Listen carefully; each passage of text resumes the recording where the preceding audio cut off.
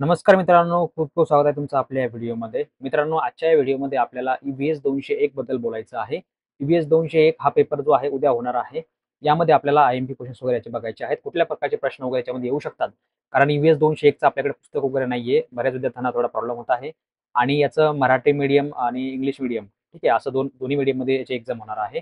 तर बी-कॉम वाल्यांना इंग्लिश मीडियमवाल्यांना इंग्लिशमध्ये होईल आणि बी-ए वाल्यांना आणि मराठी मीडियम बी-कॉम वाल्यांना हा पेपर मराठीमध्ये होईल. ठीक आहे. तर हा पेपर जो आहे उद्या 2:30 ते 5:30 दुपारी असणार आहे. ई-व्ही-एस 201 पर्यावरण अभ्यास याला आपण म्हणतो. बरोबर? याचा आपल्याला आय-एम-पी क्वेश्चन वगैरे डिस्कशन करायचं आहे. कुठल्या प्रकारचे प्रश्न वगैरे याच्यामध्ये येऊ शकतात, ते आपल्याला याच्यामध्ये बघायचे आहे. मित्रांनो, मी तुम्हाला याच्यामध्ये थोडेफार आय-एम-पी क्वेश्चन सांगणार आहे, जे थोडेफार असतील.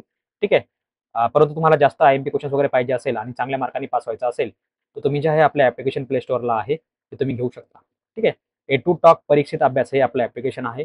यावर तुम्हाला क्लिक करायचं आहे. यावर क्लिक करून तुम्ही जे आहे आपला जो आय-एम-पी क्वेश्चन आहे ते तुम्ही घेऊ शकता. विविध त्याच्यामध्ये कोर्सेस वगैरे मी ॲड केलेले आहेत. ज्यांच्याकडे वेळ नसेल, कोणी जॉब वगैरे करत असेल, तर असे विद्यार्थी याला घेऊ शकता. सर्वांसाठी नाहीये, परंतु ज्यांना कोणाला आय-एम-पी क्वेश्चन वगैरे पाहिजे असेल, सर्व विषयांचे याच्यावर उपलब्ध आहेत. तुम्ही ते घेऊ शकता. ओके. आता समोर काय करायचं मित्रांनो आपल्याला याच्यामध्ये बघा आता. आता याच्यामध्ये बघा तुम्हाला काही प्रश्न दिलेले आहेत, जसं की जलप्रदूषणाची कारणे. आता बघा विषयच पर्यावरण आहे. त्यामुळे यावर तुम्हाला पर्यावरणामध्ये विविध प्रकारचे प्रश्न वगैरे तुम्हाला याच्यामध्ये येतात. नंतर आहे बघा जलप्रदूषण. आता जलप्रदूषण म्हणजे काय थोडक्यात जे काही प्रदूषण आहे, जलप्रदूषण असेल, वायू प्रदूषण असेल, ध्वनी प्रदूषण असेल, ठीक आहे. कुठलंही प्रदूषण असेल, यावर तुम्हाला प्रत्येकी जवळपास 2 प्रश्न उद्या तुम्हाला येतील. ठीक आहे. म्हणजे तुम्ही प्रदूषण जर का वाचून गेले किंवा प्रदूषण शक्यतो वाचायची गरज नाहीये. आपण जवळपास आपल्या शालेय जीवनापासून म्हणजे 4थी, 5वी, 6वी पासूनच आपण बघतोय प्रदूषण म्हणजे काय वगैरे. ओके. तर यामध्ये बघा तुम्हाला जलप्रदूषण आहे, वायू प्रदूषण आहे, ध्वनी प्रदूषण आहे. याचा तुम्हाला अभ्यास करायचा आहे आणि हे तुम्हाला वाचून जायचं आहे. यावर तुम्हाला 100% उद्या तुम्हाला 2 ते 3 प्रश्न पडतीलच. ओके. नंतर आहे बघा औद्योगिकरण. तर औद्योगिकरण कशाला म्हणायचं? ठीक आहे. एम-आय-डी-सी वगैरे सगळ्यांना माहिती असेल. तर औद्योगिकरण कशाला म्हणायचं ते देखील तुम्हाला वाचून घ्यायचं आहे. हा देखील प्रश्न उद्या येऊ शकतो. नंतर आहे जल व्यवस्थापन. जसं आपण जलप्रदूषण बघितलं तसं जल व्यवस्थापन आहे. पाणी टंचाई वगैरे तुम्हाला माहिती असेल. विदर्भामध्ये किंवा मराठवाड्यामध्ये बऱ्याच ठिकाणी जल व्यवस्थापनाची सोय व्यवस्थित नसल्यामुळे त्यांना म्हणजे असं बरेच काही त्याची कारणं आहेत. तुम्ही बघू शकता जल व्यवस्थापन म्हणजे पाण्यापासून पाण्याची बचत कशी करायची, काय करायची, ठीक आहे. तर हे तुम्हाला याच्यामध्ये लिहायचं आहे. नंतर बघा हरित क्रांती. हरित क्रांती का झाली, कशी झाली, केव्हा झाली, कोणी केली? तुम्हाला याच्यामध्ये हरित क्रांतीबद्दल माहिती लिहायची आहे आणि हरित क्रांती का झाली, हे देखील तुम्हाला याच्यामध्ये लिहायचं आहे. नंतर मित्रांनो आपण बघतो आपल्या शेतकरी बंधूंना माहिती असेल, शेतकरी प्रवर्गाला माहिती असेल, की पडीक जमीन जी असते, ती पडीक जमीन का असते? ठीक आहे. त्याच्या समस्या काय असतात? कशामुळे पडीक जमीन असते? त्याची विविध कारणं असतात. परंतु पडीक जमीन जी आहे सुपीक कशी करायची? थोडक्यात म्हणजे जी लागवड योग्य कशी करायची? ज्याला आपण पडीक जमीन म्हणतो आणि दुसरी असते एक सुपीक जमीन. सुपीक म्हणजे काय? आपण ज्यामध्ये धान्य पेरतो वगैरे, वगैरे. ठीक आहे. तर पडीक जमिनीची जी समस्या आहे, त्याचे काय कुठले-कुठले कारणं आहेत? त्याच्यावर उपाय कुठले-कुठले आहेत? हे तुम्हाला याच्यामध्ये सांगायचं आहे. नंतर मित्रांनो हरितगृह परिणाम म्हणजे काय? आता हरितगृहाचे परिणाम कुठले-कुठले झाले? आता बघा हरित क्रांती आणि हरितगृह वेगवेगळं आहे.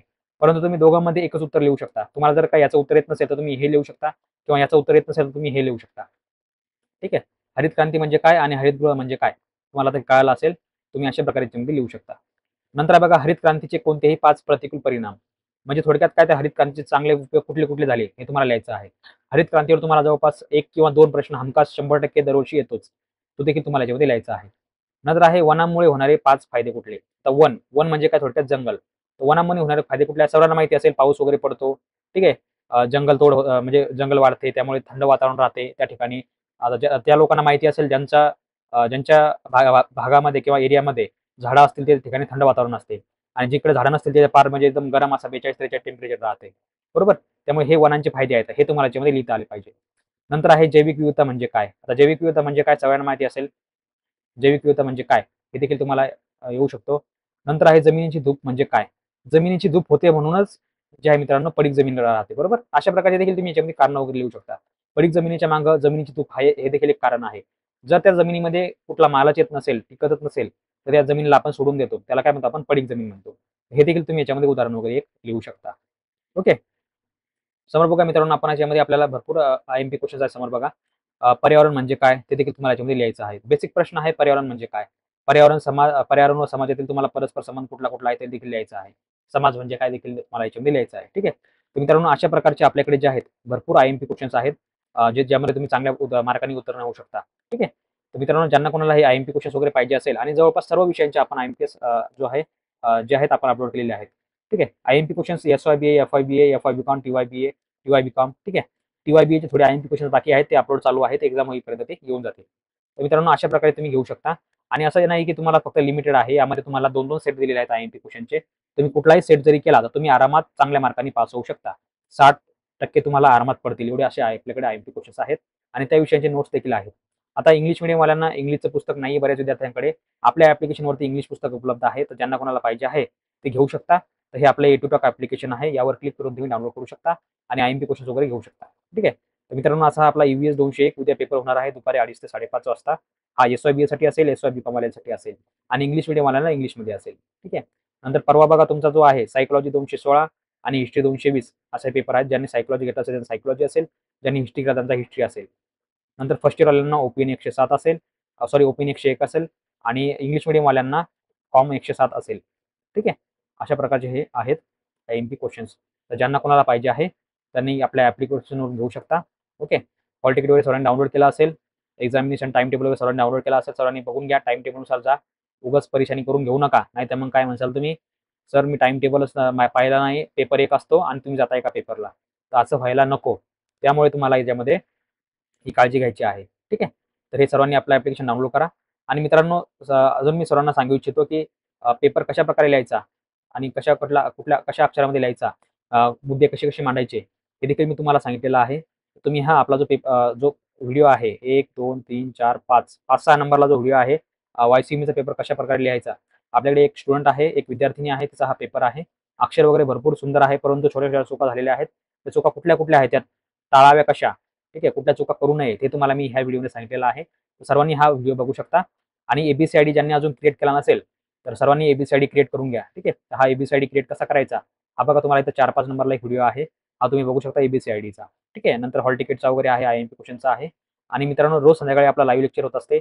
उद्याच्या पेपरबद्दल तुम्हाला मी त्याच्यामध्ये गाईडन्स वगैरे करत असतो. तर बघा उद्याचं जे पेपर आहे त्याचं मी तुम्हाला आज रात्री 9 वाजता म्हणजे रोज रात्री 9 वाजता आपलं लेक्चर होत असतं YouTubeवरती. सर्वांनी आपलं YouTube चॅनल जे आहे सबस्क्राईब करून ठेवा. यावरती तुम्हाला मी त्याबद्दल पेपरबद्दल तुम्हाला मी गाईडन्स वगैरे करत असतो आणि काही ट्रिक्स वगैरे तुम्हाला मी सांगत असतो. ठीक आहे. तर त्या टिप्स आणि ट्रिक्ससाठी तुम्हाला जे आहे आपलं चॅनल सगळ्यांनी सबस्क्राईब करून ठेवा. त्यावरती बघा हे हे अशा प्रकारचे आपण लेक्चर वगैरे घेत असतो. ठीक आहे. तर मित्रांनो आशा आहे तुम्हाला सर्वांना हा व्हिडिओ आवडला असेल आणि सर्वांनी आपलं ॲप्लिकेशन डाउनलोड करा. त्यावर तुम्हाला मी अशा प्रकारचे विविध IMP क्वेश्चन्स वगैरे मी त्याच्यावर टाकलेले आहेत. ठीक आहे. तुम्हाला ते फॉलो करायचं आहे. पुन्हा एकदा तुम्हाला मी सांगतो मित्रांनो, प्रदूषण हा टॉपिक सर्वांनी वाचून घ्या. प्रदूषण म्हणजे काय वगैरे, वगैरे. प्रदूषणावर तुम्हाला प्रश्न येणार आहे. नंतर आहे हरित क्रांती म्हणजे काय? हरित क्रांतीवर तुम्हाला जवळपास 2 प्रश्न येतील. पर्यावरणावर तुम्हाला 2 प्रश्न येतील. नंतर आहे जैविक विविधतेवर तुम्हाला 1 किंवा 2 प्रश्न येईल. नंतर आहे हरितगृह परिणाम, ध्वनी प्रदूषण. ठीक आहे. हरित क्रांतीमुळे शेतीवर झालेले प्रतिकूल परिणाम. अशा प्रकारचे मित्रांनो तुम्हाला विविध प्रश्न तुम्हाला अशा प्रकारचे तुम्हाला प्रश्न वगैरे विचारले जाऊ शकतात, ज्याचे उत्तर तुम्हाला लिहायचं आहे. ठीक आहे. तर मित्रांनो भेटूया पुढच्या लेक्चरमध्ये. तोपर्यंत बघत राहा, शिकत राहा. जय हिंद, जय महाराष्ट्र.